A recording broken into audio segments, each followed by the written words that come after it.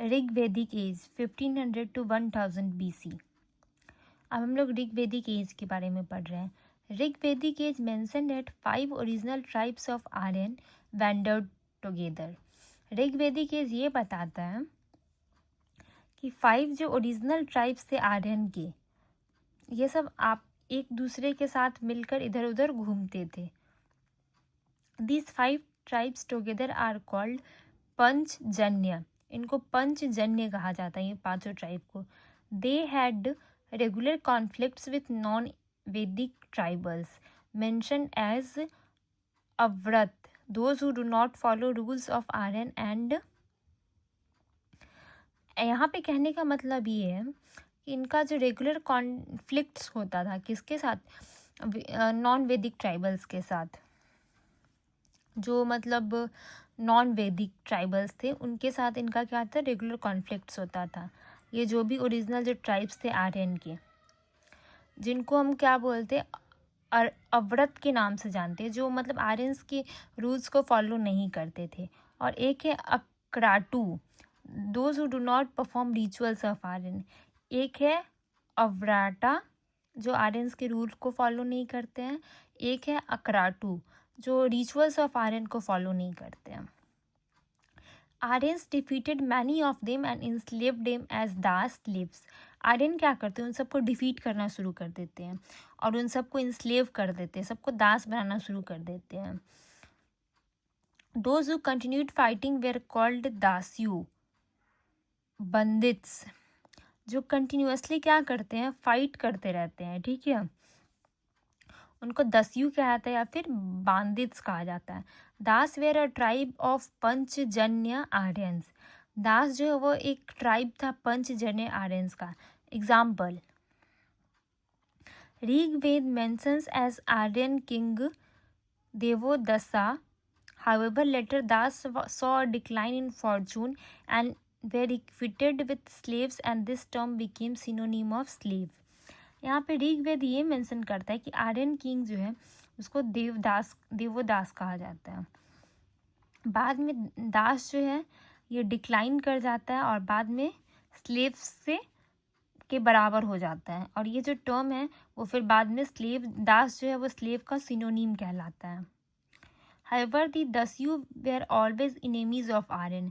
दस्यू जो होते हैं वो हमेशा आर्यन के क्या होते हैं, इनेमीज होते हैं। Aryan commanders took pride in Dasyuhatya. Aryan के जो कमांडर्स हैं वो मतलब दस्युहत्य में, मतलब दस्यु को जो मतलब मारने में ना उनको बहुत प्राइड फील होता था, प्राउड फील होता था। After which they took the title Trasadasyu. अगर वो दस्यु को मारते थे तो उनको किस चीज़ का टाइटल मिलता था, त्रसदस्यु का। अब नेक्स्ट आता है religion. In the literature of later Vedic age rituals were greatly elaborated. Later Vedic age का जो भी लिटरेचर था उसमें रिचुअल्स को बहुत ज़्यादा इलेबोरेट किया गया है लेटर वैदिक एज में। एग्जाम्पल,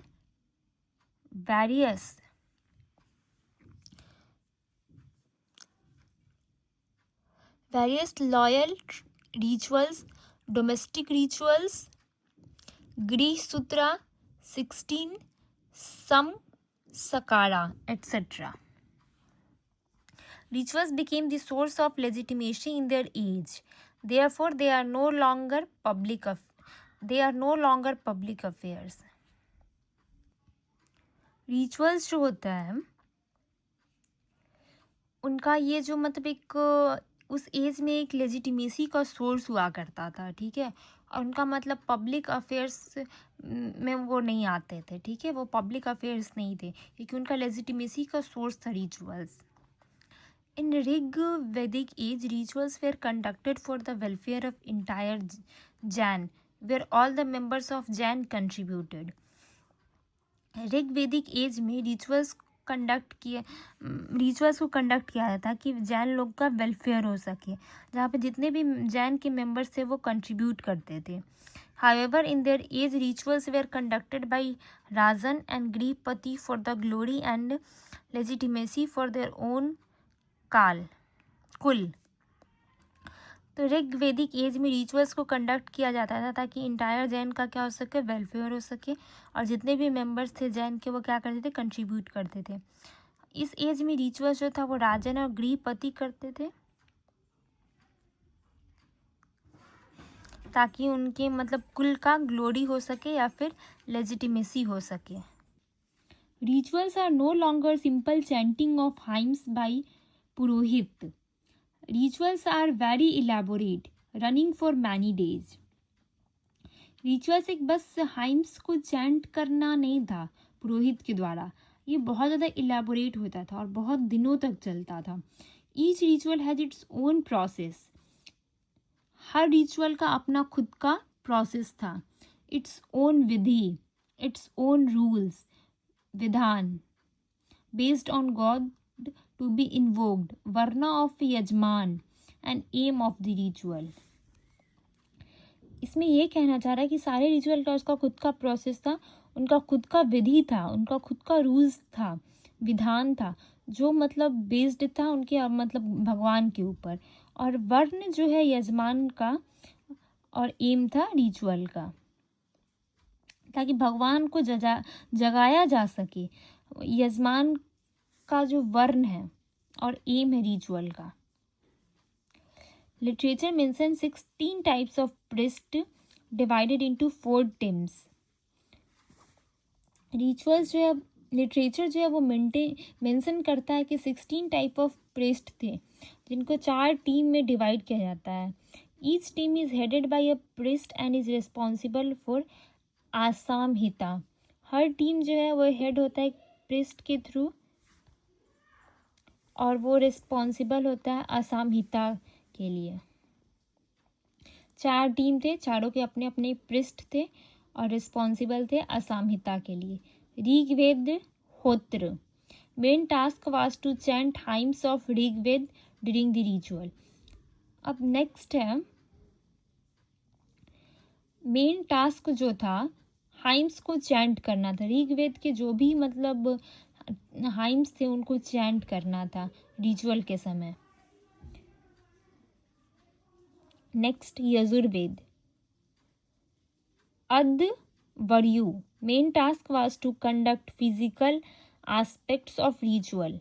यजुर्वेद में मेन काम क्या होता है कि फिजिकल मतलब जो भी एस्पेक्ट्स था रिचुअल का, जैसे कि ब्रिक्स को का कंस्ट्रक्शन, फायर का अल्टार्स, या फिर डिसीजन ऑफ बलि या फिर बलि का जो डिसीजन होता था। नेक्स्ट है सामवेद जिसको उद्गत्र कहते हैं।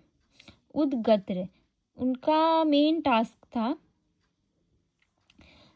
To sing melodies songs of Samaveda during the ritual. तो कुछ सारे टीम के खुद के पृष्ठ थे।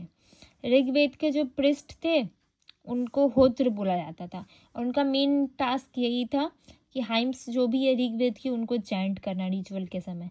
यजुर्वेद में जो पृष्ठ थे उनको अर्धवायु कहा जाता है। उनका मेन टास्क था कि जैसे कि रिचुअल्स में जो भी फिजिकल एस्पेक्ट्स हैं, जैसे कि ब्रिक्स बनाना है, फायर का जो मतलब अल्टार्स है, या फिर बलि का जो डिसीजन है, ये अर्धवायु के हाथ में था। सामवेद में उद्गात्र ये पृष्ठ थे। इनका जो मेन टास्क था वो मतलब मेलोडीज़ को या सॉन्ग्स को गाना था सामवेद का रिचुअल्स के समय। अथर्ववेद के जो पृष्ठ थे उनको ब्राह्मण कहा गया है और उनका जो मेन टास्क था वो इविल को एलिमिनेट करना है और रेक्टिफाई करना है मिस्टेक्स को रिचुअल के समय।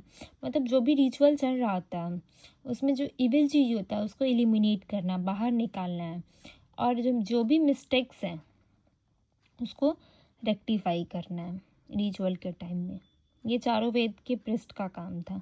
In later Vedic age, availability of agrarian surplus and settled life in houses reduced the threat of nature and natural forces. Later Vedic age में अग्रेरियन सरप्लस का जो भी मतलब अवेलेबिलिटी था and settle life in houses, reduce the threat of nature and natural forces. तो मतलब letter Vedic age में जैसे कि जो भी सरप्लस होता था एग्रीकल्चर से और जो भी सेटल्ड लाइफ था हाउसेस में, जो भी नेचर या फिर नेचुरल फोर्सेस का जो भी थ्रेट होता था उससे हम लोग को बचा के रखता था। जैसे कि मान लो कभी ड्रॉट हो गया या फिर कभी फ्लड हो गया, तो अगर हम घर में क्या रखते हैं, सरप्लस रखते हैं, तो वो जो है वो रिड्यूस को क्या करता है, रिस्क को रिड्यूस करता है, हमारे नेचर और जो नेचुरल फोर्स है उसके थ्रेट से बचाता है। Therefore Rigvedic gods saw a decline as they were personification of natural forces. इसीलिए ऋग्वेदिक गॉड्स जो है एक डिक्लाइन देखते हैं, क्योंकि वो नेचुरल फोर्सेस को पर्सनिफाई करते हैं, उनको मतलब इंसान की तरह ट्रीट करते हैं। In this age all powerful gods arise, especially Brahma, Vishnu, Shiva, Ganesha and Durga. इस एज में कितने भी पावरफुल गॉड्स होते हैं उनका राइज होता है, जैसे कि ब्रह्मा है, विष्णु है, शिव है, गणेश है और दुर्गा है। During their eastward expansion, Aryan assimilated non-Aryan tribals, their culture and worship methods. जैसे जैसे ईस्ट वर्ड की तरफ उनका एक्सपेंशन होता है आर्यन का, और नॉन आर्यन ट्राइब्स को, उनके कल्चर को, उनके वर्शिप को अपने में एसिमिलेट कर लेते हैं, मिला लेते हैं। According to modern scholars, a substantial part of Vedic literature was composed by non Vedic text. अब देखो मॉडर्न स्कॉलर्स का क्या है, ये कहना है कि वैदिक लिटरेचर का जो बहुत सारा पार्ट है, सब्सटेंशियल पार्ट, इम्पॉर्टेंट पार्ट है, वो नॉन वैदिक प्रिस्ट के थ्रू कंपोज किया गया है। ऐसा नहीं है कि उनको वैदिक प्रिस्ट कंपोज करते हैं। वैदिक लिटरेचर का जो भी सब्सटेंशियल इम्पॉर्टेंट पार्ट है, मॉडर्न स्कॉलर्स का कहना है कि वो नॉन वैदिक प्रिस्ट के थ्रू कंपोज किए गए। नेक्स्ट है श्रुति, जिसे वैदिक लिटरेचर बोलते हैं। Vidya, Veda, knowledge. The composers of Vedic literature claim that they have not composed these hymns. जो भी वैदिक लिटरेचर के कंपोजर्स हैं वो क्लेम करते हैं कि वो हाइम्स को वो कंपोज नहीं किए हैं, लेकिन वो सुने हैं। इसीलिए वेद को श्रुति कहा जाता है, सुना गया कहा जाता है। ऐसा नहीं बोलते कि हम खुद से कंपोज किए हैं, वो बोलते हैं कि वो ऐसा सुने हैं, इसीलिए उनको श्रुति कहा जाता है। Veda are called apaurusheya, non human composition. Veda को क्या कहा जाता है, अपुरुषेय, मतलब ऐसा नहीं है कि उसको ह्यूमन कंपोज किए हैं, उसको बस वो सुने हैं और लिखे हैं। नेक्स्ट है वेद आर कॉल्ड सावातः प्रमाण, नो प्रूफ नीडेड और they are their own proof. इसमें कुछ प्रूफ का जरूरत नहीं है वेद को, वो वेद ही खुद प्रूफ है। Veda were orally composed and orally transmitted from one generation to other. तो वेद जो है वो ओरली कंपोज किया गया है और मतलब ओरली ट्रांसमिट भी किया गया है एक जनरेशन से दूसरे जनरेशन तक, इसलिए उनको श्रुति कहा गया है कि एक जनरेशन दूसरे जनरेशन को सुना रहा है। श्रुति। वैदिक लिटरेचर के 4 पार्ट्स हैं, संहिता, ब्राह्मणास, आरण्यका, उपनिषद। So basically Vedic literature has 4 parts. The first part is Samhita, second part is Brahmanas, third part is Aranyaka, fourth part is Upanishad. So Vedic literature could be categorized into 2. Karma Khanda, it emphasizes on Karma Kanda, rituals and sacrifice. Vedic literature को 2 part में हम categorise कर सकते हैं। जो कहता है पहला जो है वो कर्मा खांदा, ये कहता है कर्मा कांडा पे भरोसा करता है, रिचुअल्स और सैक्रिफाइस पे भरोसा करता है। संहिता ब्राह्मणास। नेक्स्ट है ज्ञान खंडा, मेडिटेशन पे एम्फेसाइज करता है, कंटेम्पलेशन पे, नॉलेज पे, मिस्टिसिज्म पे, फिलॉसफी पे ये एम्फेसाइज करता है, जैसे कि अरण्यका हो गया और उपनिषद हो गए। वैदिक लिटरेचर के 4 पार्ट हैं, तो कर्मा खंडा के अंदर आता है संहिता और ब्राह्मणास, और उपनिषद और अरण्यकास जो है वो ज्ञान खंडा के अंदर आता है। तो संहिता का मतलब क्या है? Samhita it means collection. Samhitas are collection of hymns, sukta और mantra to invoke gods to achieve the worldly gains for yajamana. Samhita जो है वो एक हाइम्स का कलेक्शन या फिर सुक्ता और मंत्रा का कलेक्शन, ताकि गॉड को इन्वोक किया जा सके, ताकि जो भी मतलब वर्ल्डली गेन्स है उसको अचीव किया जा सके यजमान के लिए। Samhitas are liturgic in nature related to worship and methods of worship. Samhitas जो है वो वर्शिप से रिलेटेड है और किस तरीके से हम वर्शिप कर सकते हैं उससे रिलेटेड है। फर्स्ट, ऋग्वेद। संहिता के अंदर आता है Rigveda. Rigveda, Rig means to praise. Rigveda means Veda to praise. Rig का मतलब क्या है? प्रेज करना। किसको? गॉड को। तो यहाँ पे क्या कर रहा है? वेदा है जिसके थ्रू हम प्रेज कर सकते हैं गॉड को। ऋत्विक, ऋषि, पर्सन हु प्रेज गॉड्स, मतलब ऋत्विक कहा जा सकता है या फिर ऋषि कहा जा सकता है ऐसे इंसान को जो भगवान की प्रशंसा करता है। नेक्स्ट है richa, lines to praise. Richa means ऐसा लाइन्स जो भगवान को प्रेज कर सकता है। मेन प्रीस्ट इसके होत्र हैं, हम लोग पहले ही जान चुके हैं।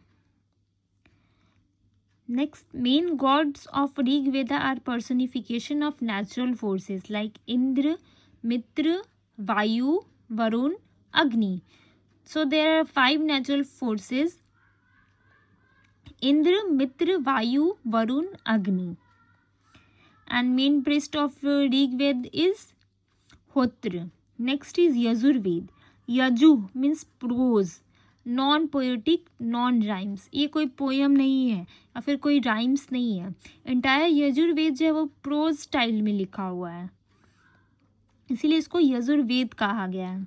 यजुर मीन्स रिलेटेड टू यज्ञ या फिर यज्ञ, rituals. Yajurveda greatly emphasize and elaborate rituals, therefore it was named Yajurveda. Yajurveda जो है वो सबसे ज़्यादा इम्फेसाइज करता है और इलेबोरेट करता है रिचुअल्स को, इसीलिए इसको यजुर्वेद कहा गया। यजुर्वेद इज ऑल्सो कॉल्ड वजन सनेई सामहिता रिलेटेड टू वाजी, हॉर्स।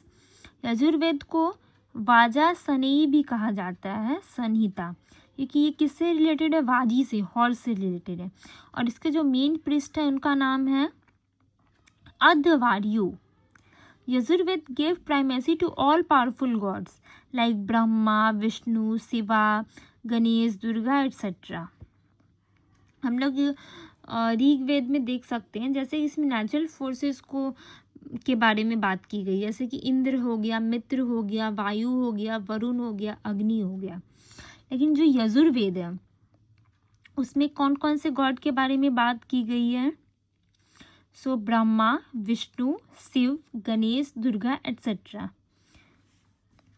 तो यजुर्वेद के बारे में 2 पार्ट है, यजुर्वेद के 2 parts. First is Shukla Yajurveda, that is white Yajurveda. Systematically arranged part of Yajurved, their mantra and their methods of ritual are clearly demarcated. White Yajurveda कहते हैं शुक्ल यजुर्वेद को। सिस्टमैटिकली अरेंज्ड पार्ट है यजुर्वेद का, जहाँ पे मंत्र, उनके मेथड, जो रिचुअल्स उसको क्लियरली डिमार्केट किया गया है। और दूसरा है Krishna Yajurveda, it means black Yajurveda. Krishna ji को हम लोग ऐसे कहते हैं ना कि वो सांवले हैं, तो इसीलिए यहाँ पे ब्लैक यजुर्वेद का यूज़ किया गया। Unsystematic part, first one was systematic part and the second one is unsystematic part of Yajurveda, where mantras and their methods of rituals are not demarcated. First one has the demarcated one and the second one is not demarcated. And the next is Samved. Saman, melody, song. Samved contains song melodies which are to be sung during rituals. तो सामवेद का कहने का मतलब ये है कि इसका ये सॉन्ग्स या मेलोडीज को कंटेन करता है जिसको रिचुअल्स के समय गाया जाता है। और इनके जो मेन प्रीस्ट होते हैं उनका नाम है उद्गत्र। उद्गत्र इनके मेन प्रीस्ट हैं। जैसे कि चारों जो वेद हैं उन सब के अलग अलग 4 टीम है जिनके चारों के अपने अपने प्रीस्ट हैं। तो यहाँ पे सामवेद के जो प्रीस्ट है उनका कहा गया है उद्गत्र। मेजॉरिटी ऑफ जो सामवेद है वो हाइम्स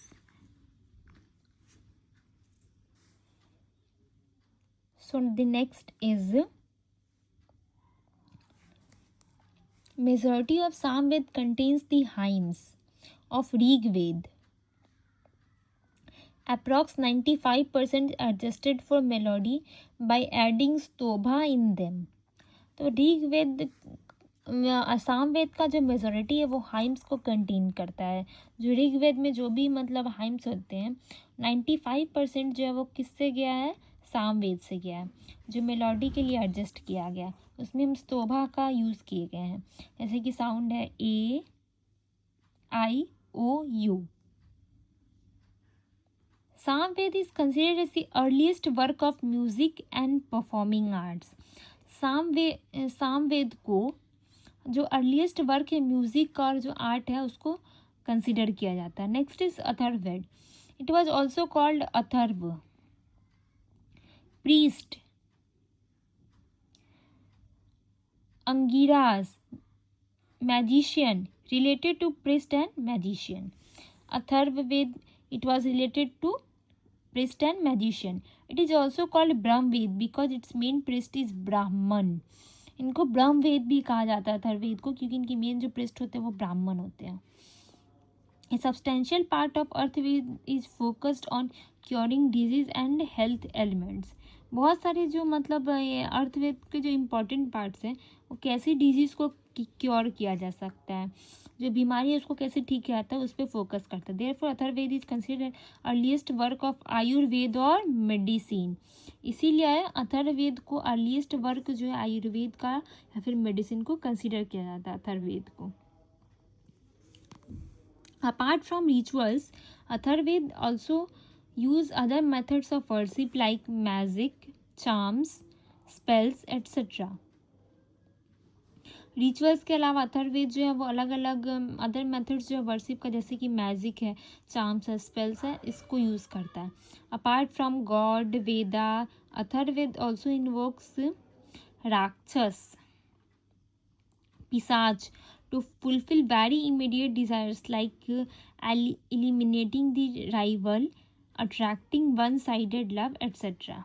तो गॉड और वेदास के अलावा भी अथर्ववेद जो है वो राक्षस को इन्वोक करने के लिए जैसे कि पिशाच उसको इन्वोक करना ताकि जो हमारा जो इमीडिएट डिज़ायर है जैसे कि राइवल को एलिमिनेट करना है या फिर वन साइडेड लव को अट्रैक्ट करना है, तो इसके लिए भी अथर्ववेद का यूज़ किया जाता था। For many centuries Atharvaveda was not considered a part of Vedatrayi. बहुत टाइम तक अथर्ववेद को वेदा का पार्ट नहीं माना जाता था।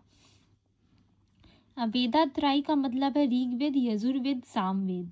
According to modern scholars, a substantial part of Atharvaveda is perhaps the composition of non-Aryan tribal priest. बहुत सारे मॉडर्न स्कॉलर्स हैं वो बोलते हैं कि अथर्ववेद का बहुत सारा जो पार्ट है वो जो नॉन आर्यन ट्राइबल प्रीस्ट है उनके थ्रू कंपोज किया गया है। Next is Brahmanas. Brih means to grow. सो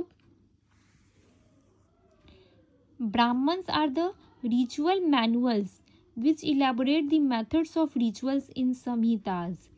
तो संहिताज में जो मतलब जो भी रिचुअल्स का जो मेथड्स दिया रहता था ब्राह्मण्स जो हैं वो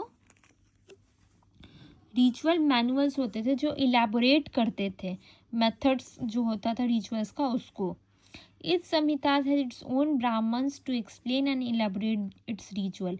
हर संहिताज के उसके खुद के ब्राह्मण्स होते थे ताकि एक्सप्लेन कर सके और इलेबोरेट कर सके रिचुअल्स को।